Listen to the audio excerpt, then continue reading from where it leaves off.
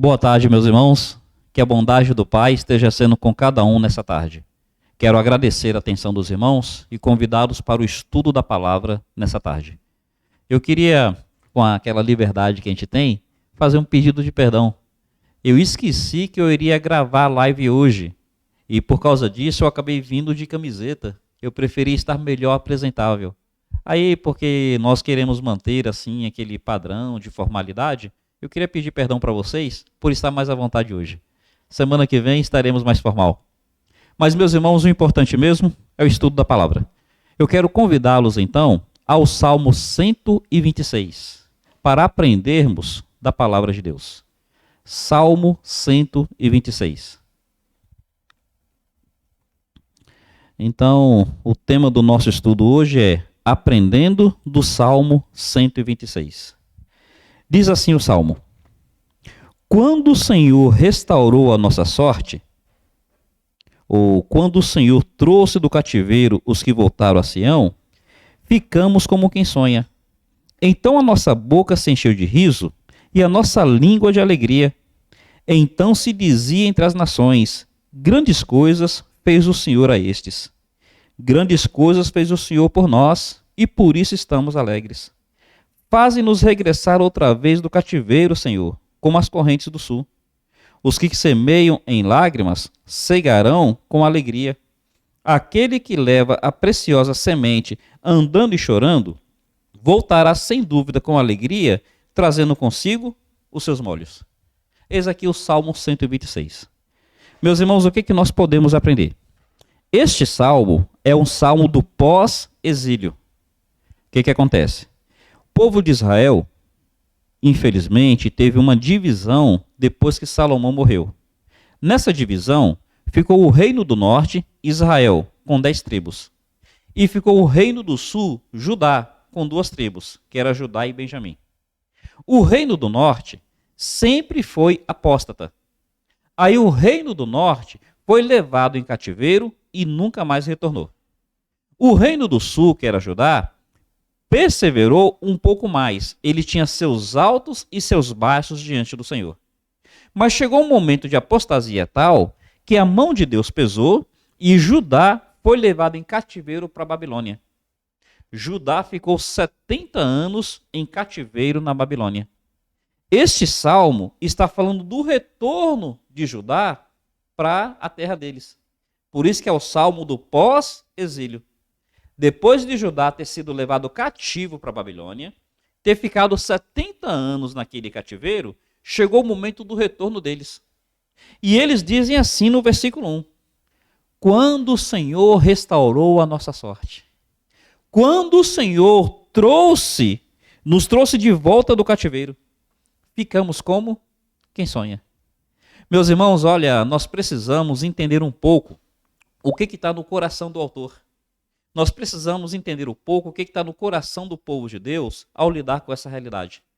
Então eu queria fazer uma comparação no sentimento que a gente consegue perceber aqui, pós-cativeiro, a sorte restaurada, comparada com o sentimento que eles estavam no cativeiro, a sorte ainda não restaurada. Então dá uma olhada, aqui você está vendo que é um salmo de alegria. Você está percebendo isso. Compara, por favor, com o Salmo 137. Dá uma olhada no Salmo 137. O Salmo 137 não é um salmo pós-exílio. É um salmo do exílio, quando o povo estava em cativeiro. E olha o que ele diz. Versículo 1. Junto aos rios da Babilônia, nos assentávamos e chorávamos, lembrando de Sião. Meus irmãos, no Salmo 126, o salmista fala que a sua boca se encheu de riso, que o seu coração se encheu de alegria, no pós-exílio. Mas no exílio, está dizendo que eles se assentavam na Babilônia. Se assentavam e choravam. Meus irmãos, observe, por favor, nos salgueiros, verso 2, que há no meio dela, penduramos as nossas harpas. Quer dizer, enquanto que no Salmo 126 eles tinham um cântico de alegria, aqui eles não queriam nem cantar. Eles penduraram as suas harpas. No verso 3 diz assim: aqueles que nos levaram cativos nos pediam uma canção. Meus irmãos, enquanto que no Salmo 126, as nações testemunhavam que Deus estava cuidando de Judá, aqui as pessoas que levaram Judá em cativeiro falavam: cadê a alegria de vocês? Então, meus irmãos, o que a gente está percebendo? Comparando os dois salmos, o salmo pós-exílio com o salmo do exílio, a gente vai notando que a caminhada da gente tem momentos diferentes. A caminhada da gente tem momentos de dores, tem momentos de lutas, tem momentos de dificuldade. Com quem isso nunca aconteceu? Acontece com o adolescente, acontece com o jovem, acontece com o adulto, acontece com o idoso. Momentos de lutas, momentos de dores, momentos de dificuldade. Com quem que isso nunca acontece? Acontece com o solteiro, acontece com o casado, acontece com os pais, acontece com os filhos. Momentos de lutas, momentos de dores, momentos de dificuldade. Meus irmãos, é realidade isso daí. Tem hora que a gente se sente como se estivéssemos no exílio. Às margens do rio da Babilônia, nos assentávamos e chorávamos. Lamentamos a situação que estamos vivendo. De repente é um desemprego. De repente é uma situação financeira onde nós estamos embaraçados. De repente é uma questão relacional com o vizinho, com o colega de trabalho, com o patrão, com o empregado, com o familiar. Aí a gente se sente num momento que a gente não tem alegria, a gente tem choro. Mas, meus irmãos, nos concentremos no que o Salmo 126 está nos ensinando. E aí vamos pensar bastante nele. Voltando para o Salmo 126, observe o versículo 1. Diz assim: quando o Senhor restaurou a nossa sorte. Quando é um advérbio de tempo. O salmista está dizendo que chega um momento onde Deus age. Chega um momento onde Deus opera. Chega um momento onde Deus estende a sua mão. Passaram 70 anos no cativeiro. Passaram 70 anos às margens do rio de Babilônia, assentados e chorando. Passaram um período com as harpas penduradas nos salgueiros, mas chegou o momento que o Senhor agiu. Quando o Senhor restaura a nossa sorte. Meus irmãos, apesar das lutas, apesar das dificuldades, apesar das angústias que nos afligem, tenhamos essa certeza, chegará o momento que Deus vai agir. Chegará o momento onde Deus vai estender a sua mão. Uma das grandes dificuldades que nós temos na vida cristã, uma das grandes dificuldades que nós temos na nossa caminhada espiritual é lidar com o silêncio de Deus. Meus irmãos, é difícil. Se vocês observarem o livro de Jó, nós vamos notar que Jó passou por muitas lutas, muitas tribulações. Perdeu bens, perdeu filhos, perdeu saúde. Ele perdeu até mesmo o amparo daqueles que viriam para consolá-lo. Mas se vocês observarem o que Jó falava, quando Jó derramava a sua alma e abria o coração, ele nos mostra que a maior dificuldade dele não foi a perda dos bens, por mais dolorosa que tenha sido. Não foi a perda dos filhos, que foi realmente tremendamente doloroso. A maior dificuldade não foi a perda da saúde, que realmente foi algo muito difícil.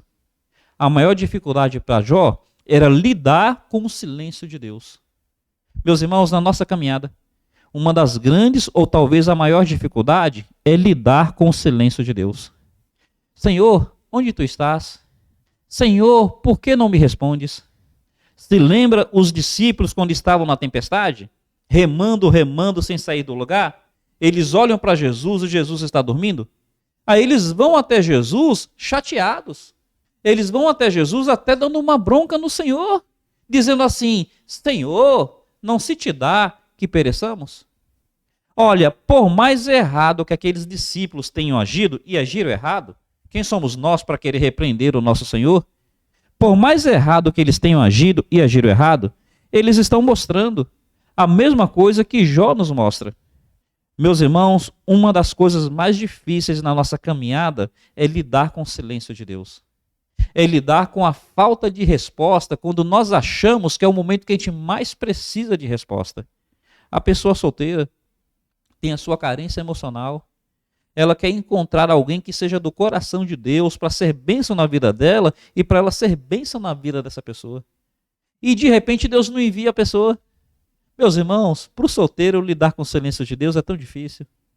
Para o casal que quer ter filhos, o casal está orando e de repente não engravida, ou quando engravida, a gravidez não vai adiante. Lidar com o silêncio de Deus é muito difícil. A pessoa que está desempregada, a pessoa quer entrar no mercado de trabalho, a pessoa faz um teste aqui, faz uma entrevista ali, preenche um currículo e entrega e nada dá resposta. E a pessoa fica, Deus, onde é que o Senhor está? Por que o Senhor não responde? Meus irmãos, quando estavam no cativeiro, eles se assentavam e choravam. É muito difícil lidar com o silêncio de Deus. Mas aqui no Salmo 126, o texto está dizendo, quando o Senhor restaurou a nossa sorte, chegará o momento que Deus vai agir. Meu irmão, olha, guarda isso no coração. Se desafia em crer e se alegre nessa certeza. Deus não se esquece da gente. Chegará o momento que Deus vai agir. Chegará o momento que Deus vai estender a sua mão. Chegará o momento que Deus vai operar. Deus é o Deus que vê, é o Deus que ouve, é o Deus que age por nós. Eu gosto daquele cântico que diz assim, porque Deus não vive longe lá no céu sem se importar comigo. Não, Deus não é assim. Ele não é impassível, ele não é distante. Ele age, ele se lembra. E quando o Senhor restaura a nossa sorte, olha o que o texto diz. Finalzinho. Ficamos como quem sonha.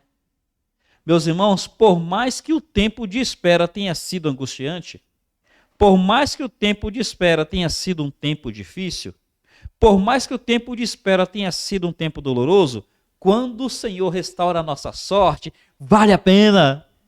Quando o Senhor restaura a nossa sorte, faz toda a diferença. Quando o Senhor restaura a nossa sorte, nós ficamos com o coração jubilante, a nossa boca se enche de alegria. Oh, meus irmãos, como é que foi com Jó? Foi difícil, foi doloroso, foi penoso, foi angustiante. Mas quando o Senhor restaurou a sorte de Jó, a Bíblia fala que ele recebeu em dobro tudo aquilo que ele havia perdido. Ele recebeu o dobro dos seus bens. A Bíblia fala que Deus prolongou os seus dias. A Bíblia fala que Deus restituiu-lhe filhos. E a Bíblia fala que até os seus 3 amigos que estavam criticando tiveram que ir a Jó para pedir a Jó que orasse por eles.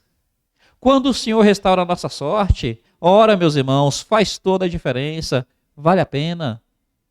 Aprendamos a aguardar o tempo de Deus, na expectativa, na espera, na esperança e na certeza de que Deus vai agir. E quando Ele agir, terá valido a pena a espera. Quando Ele agir, terá valido a pena todo momento de angústia. Confiamos nisso. O Senhor, Ele há de restaurar a tua sorte no teu casamento. Pela bondade dEle, Ele há de restaurar a tua sorte no teu casamento. O Senhor, pela bondade dEle, Ele há de restaurar a sorte nos teus filhos. Eu estava conversando com um irmão agora há pouco, ele me falou que cresceu no lar evangélico, mas que infelizmente ele se afastou, e ele fala que realmente afundou-se na lama, mas o Senhor alcançou ele, o Senhor restaurou a sorte dele, ele está conosco há mais de 1 ano, e a vida dele hoje é diferente, a sua boca é cheia de alegria, seu coração é cheio de riso. Meus irmãos, aprendamos a esperar o tempo de Deus, confiemos que Ele vai agir, e quando Ele agir, terá valido a pena. O que o texto continua dizendo? Versículo 2 diz assim, então a nossa boca se encheu de riso, a nossa língua de cânticos.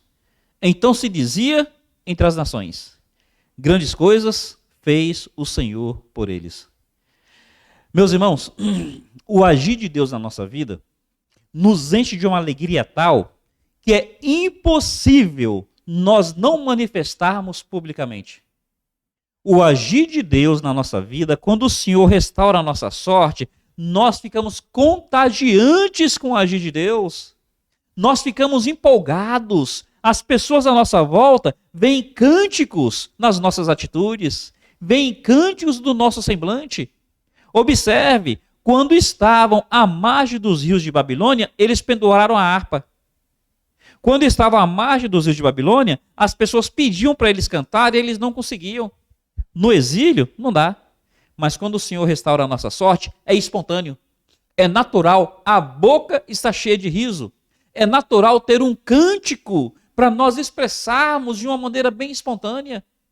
Ora, lá no exílio, as pessoas pediam, cadê os cânticos de vocês? Mas aqui, as nações testemunham, olha, Deus tem cuidado desse povo. Deus tem cuidado dessas vidas. Meus irmãos, nós precisamos confiar nisso. Nós precisamos nos apropriar disso. E quando nós testemunhamos que o Senhor tem agido, contagiemos aqueles que estão à nossa volta com a nossa alegria, entoemos cânticos, digamos para os nossos vizinhos, Deus tem sido comigo. Digamos para os nossos parentes, Deus tem sido comigo. Digamos às pessoas à nossa volta, Deus está na nossa igreja. As pessoas precisam ser contagiadas, meus irmãos, porque o agir de Deus é maravilhoso. O agir de Deus é tremendo. Observe aqui essa colocação que diz no versículo 2. Então se dizia entre as nações. Por que isso? Porque entre as nações. Lembra que houve um exílio. Quem promoveu esse exílio foi a Babilônia. A Babilônia foi o primeiro grande império mundial. E a Babilônia tinha levado cativo não apenas a nação de Judá. Babilônia tinha levado cativo também outras nações. Não foi apenas Judá que foi levado escravo. Outras nações também foram. Mas o que essas outras nações estão percebendo? Que no cativeiro, muitas dessas nações deixaram de existir como povo, enquanto que Judá foi preservado. Eles perceberam que muitas dessas nações não tiveram a alegria do retorno, enquanto que Judá foi preservado. Eles perceberam que muitas dessas nações talvez não tiveram a mão de Deus no recomeço deles, como Judá teve. Então essas nações estão dizendo, olha, tem uma diferença entre nós e vocês. Vocês foram levados cativos, nós fomos levados cativos. Mas vocês têm um Deus que cuida de vocês. O Deus das nossas nações é um Deus morto. O Deus das nossas nações é um Deus que tem olho e não vê, tem boca e não fala, tem mão, mas não age. Ora, realmente, o Deus de vocês tem feito grandes coisas por vocês. Meus irmãos, confiemos nisso. O nosso Deus é o Deus vivo. Ele tem olho e vê, tem boca e fala, tem ouvido e ouve, tem mão e age por nós. As nações, elas podem testemunhar isso se nós publicarmos isso. Digamos a todos, é verdade, grandes coisas o nosso Deus tem feito por nós e por isso estamos alegres. Meus irmãos, digamos com alegria, digamos com ousadia, Jesus perdoou meus pecados e eu estou feliz. Jesus me salvou e por isso eu estou feliz. Jesus fez de mim uma nova criatura, Ele me transformou e por isso meu coração está cheio de júbilo. Que as pessoas à nossa volta percebam a diferença que é ter Cristo em nossa vida. Meus irmãos, atestemos isso para as pessoas, como é bom ser crente. Digamos isso para as pessoas, como é bom ser crente, como é bom pertencer a Jesus. Ora, eu quero dizer para vocês que eu sou feliz por fazer parte da igreja de Cristo. Eu sou feliz. Para as pessoas, muita gente, fazer parte de igreja não é bom. Tanto é que tem uns desigrejados. Eu sou feliz em fazer parte da igreja de Cristo. E eu vou dizer algo aqui, eu sou feliz de fazer parte da igreja local a qual eu pertenço. Eu amo a minha igreja. Eu sou feliz de fazer parte da igreja local a qual eu pertenço. A primeira igreja batista bíblica de Vitória da Conquista.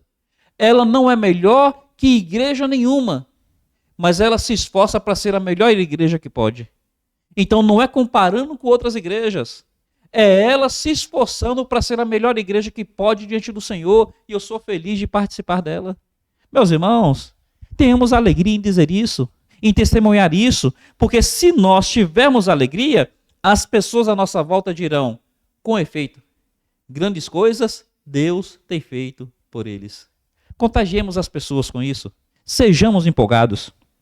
No versículo 3, mais uma vez, eles testemunham.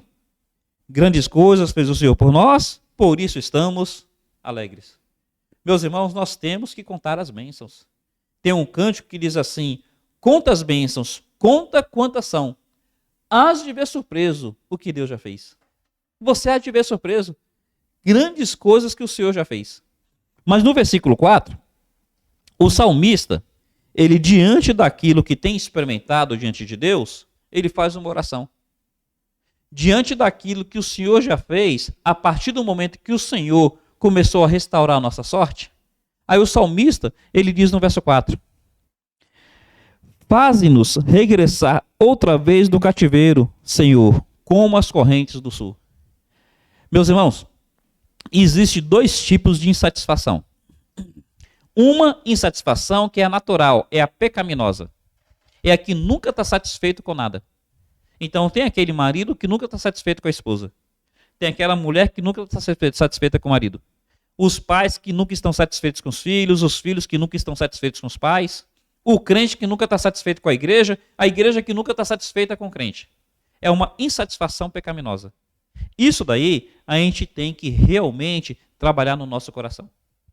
Mas aqui eu queria colocar entre aspas uma insatisfação santa. O salmista, ele está tão feliz com aquilo que Deus já fez, o seu coração está com tanto júbilo, a sua boca tem tanta alegria, ele testemunha com tanto contágio, tão contagiante, que grandes coisas fez o Senhor por eles, que ele fala: Senhor, eu estou tão feliz com aquilo que o Senhor já fez, que eu gostaria que o Senhor fizesse mais. Percebe? É nesse sentido que eu coloco entre aspas, insatisfação santa. Senhor, não é que o Senhor não tem feito, não é que eu estou murmurando que o Senhor não cuida de mim. Não, eu sei que o Senhor cuida, eu sei que o Senhor tem feito, e eu estou tão feliz com aquilo que o Senhor já fez, que eu queria que o Senhor fizesse mais. Percebe que é assim que o salmista está dizendo? Observe de novo o versículo 4. Faze-nos regressar outra vez do cativeiro. O que acontece? Judá inteiro foi levado para a Babilônia. Retornou o povo de Judá, mas muitos judeus ainda ficaram na Babilônia. Muitos judeus ainda ficaram dispersos por aquela região. Aí os que voltaram, eles estão felizes por terem voltado. Senhor, muito obrigado porque o Senhor nos deu a alegria de voltar. Mas, Senhor, nós sabemos que tem muitos outros que estão distantes. Nós sabemos que tem muitos outros que estão dispersos. Então, Senhor, assim como o Senhor fez a gente retornar, esses que estão dispersos, traga-os de volta. Traga-os também. Senhor, faz com que essa nação que o Senhor restaurou, faz com que essa nação cada vez mais veja o seu povo retornando a ela. Entendeu qual é o sentido dessa oração? Meus irmãos, oremos assim: Deus, muito obrigado por aqueles que o Senhor já salvou na nossa igreja. Mas Deus, quando nós olhamos em volta, tem tanta gente ainda que precisa ser salva. Traz eles também, Senhor. Deus, muito obrigado por aquilo que a nossa igreja já tem feito. Meus irmãos, mais uma vez, falando da nossa igreja, graças a Deus, mais de 60 trabalhos missionários que essa igreja apoia. Graças a Deus, mais de 60 parcerias. Louvado seja o Senhor. Deus, nós estamos felizes com essa oportunidade, esse privilégio que o Senhor tem nos dado, com os recursos que o Senhor tem suprido. Mas Deus, quando nós olhamos que tem tantos outros missionários que precisam ser apoiados, quando nós vemos que tem tantos outros trabalhos que precisam ser abertos, quando nós vemos que tem tantas pessoas que ainda precisam ouvir de Jesus, eu quero pedir ao Senhor: Senhor, continua fazendo, continua levantando obreiros, continua levantando recursos, continua levantando mantenedores, continua, Senhor, nos dando a alegria de nos envolver mais com a Tua obra. Meu irmão, pensa nessa oração. Senhor, feliz com aquilo que o Senhor já fez, mas agrada-te de fazer mais. Senhor, faz restaurar a nossa sorte. Meus irmãos, muito obrigado por aquilo que Deus já fez no meu casamento, mas Deus, eu estou tão feliz que eu quero que o Senhor faça mais. Me dá mais amor pela minha esposa. Põe mais carinho no meu coração por ela. Põe mais em mim a disposição de ser um marido melhor. Deus, obrigado pelos meus filhos. Mas Deus, me ajuda a ser um pai melhor e ajuda esses meninos cada vez a andarem mais na Tua presença. Percebe, meus irmãos? tão felizes com aquilo que Deus já fez, que a gente quer que Deus faça mais. Aqui ele termina dizendo, como as correntes do sul. Tem tradução que fala como as correntes do Negueb. O que isso daí quer dizer? Naquela região, que é uma região montanhosa, e é uma região onde o nível de umidade do ar é baixa. Então, como é que eles dependem para que haja irrigação? No alto das montanhas, então começa o orvalho. Lugar alto, o frio é maior. Então, ali tem um orvalho. Esse orvalho vai formando, então, aqueles filetes de água. Os filetes vão se encontrando com outros filetes. E esses filetes de água, ao se encontrarem com outros filetes, conforme vão descendo a montanha, vão formando riachos. Riachos vão se encontrando, e conforme vão se encontrando, rios. E então surgem as correntes do Negueb, ou as correntes do sul. O que essas correntes fazem? Conforme elas vão descendo, elas irrigam por onde passam, e elas vão permitindo vida, tanto a vida vegetal, quanto a vida animal. Aí o salmista está dizendo, Senhor, através desse orvalho, através desse seu agir, que muitas vezes parece assim imperceptível, mas uma pessoa que o Senhor traz para ajudar de volta, outra pessoa que o Senhor traz para ajudar de volta, outra terceira que o Senhor traz para ajudar, uma família, outra família. Esses filetes vão se encontrando, e esses filetes se encontrando formam riachos. Esses riachos formam rios. E conforme eles vão chegando, o Senhor vai trazendo vida para a gente. Meus irmãos, olha, conforme a gente vai vendo o agir de Deus, aquele agir que no primeiro momento parece algo bem simples, um grãozinho de mostarda, a menor das hortaliças. Parece ser um agir simples, mas vai encontrando um filete com outro filete, vai encontrando um riacho com outro riacho, e olha aquele grãozinho de mostarda crescendo e se tornando uma hortaliça que parece uma árvore de 2 metros de altura. Percebe do que o salmista está falando? Oh Deus, conforme o Senhor vai acrescentando um irmão à tua igreja, vai acrescentando outro à tua igreja, vem um, vem outro, olha aí os filetes se encontrando, olha a sua igreja crescendo. Conforme o Senhor vai levantando mantenedores, um ajuda com R$50, outro ajuda com R$20. Olha aí esses filetes se encontrando e a gente podendo adotar mais parcerias. Oh Deus, olha aí, o Senhor vai ajudando no meu coração a eu mudar uma atitude errada, a eu mudar outra atitude errada, a eu mudar uma terceira atitude errada, e olha eu sendo um homem cada vez mais parecido com Jesus. Meu irmão, valoriza, peça ao Senhor, Deus, ainda que pareçam ser pequenas coisas, vai fazendo essas pequenas coisas, as pequenas vão se encontrando com outras, e grandes coisas nós vamos percebendo na nossa vida. Caminhando para o final, o salmista termina fazendo uma comparação. Ele vai dizer aqui no versículo 5, os que semeiam em lágrimas, cegarão com alegria. O salmista está dizendo o seguinte, Senhor, nossa boca aqui está cheia de júbilo, está cheia de alegria, mas a gente não está sendo utópico, a gente não está sendo Alice no País das Maravilhas para dizer que não houve dores, para dizer que não houve lágrimas. Como eu falei para vocês no Salmo 137, às margens do rio de Babilônia, eles se assentavam e choravam. Mas ele está dizendo assim, Senhor, obrigado porque nós aprendemos que essas lágrimas, por mais difíceis que fossem, essas lágrimas, elas não foram em vão. O que semeia com lágrima, vai ceifar com júbilo. Meu irmão, olha, perseverar no Senhor não é fácil. Ser fiel não é fácil. Meu irmão, olha, ser uma pessoa realmente comprometida com a palavra não é fácil. Tem lutas, tem lágrimas, tem dores. Precisa renúncia, precisa mortificação do eu, precisa dessa carne nossa ser crucificada a cada dia. Então, meus irmãos, tem lágrimas.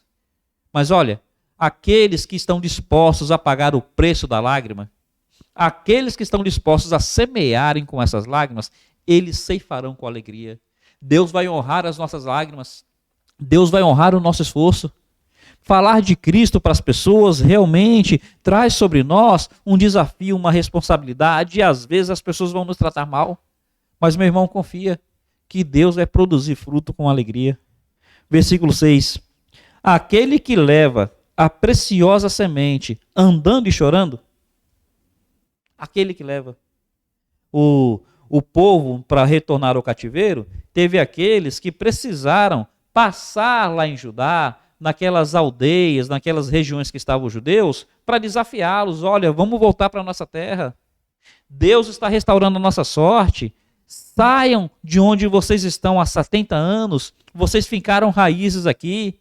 Vocês agora têm Babilônia como zona de conforto. Se disponham a voltar para Judá. Então, eles precisaram levar essa preciosa semente. A semente de restauração. A semente do agir de Deus. A semente de que Deus muda a nossa sorte. Então, eles foram andando e chorando. Mas agora eles veem o retorno deles com grande alegria, trazendo consigo os seus molhos. Meus irmãos, o Salmo termina nos dando essa certeza. Vale a pena pagar o preço da perseverança, pagar o preço do compromisso, pagar o preço do investimento, pagar o preço do sacrifício, vale a pena pagar o preço das lágrimas.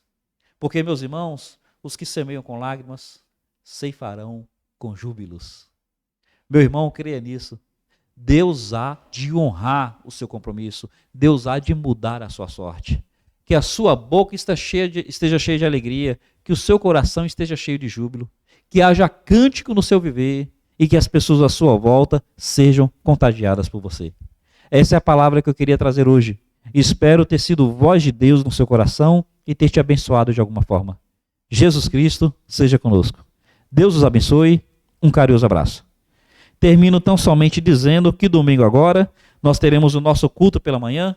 Eu tenho uma palavra especial para trazer à igreja. Esteja orando e, por favor, estejam presentes se assim puderem.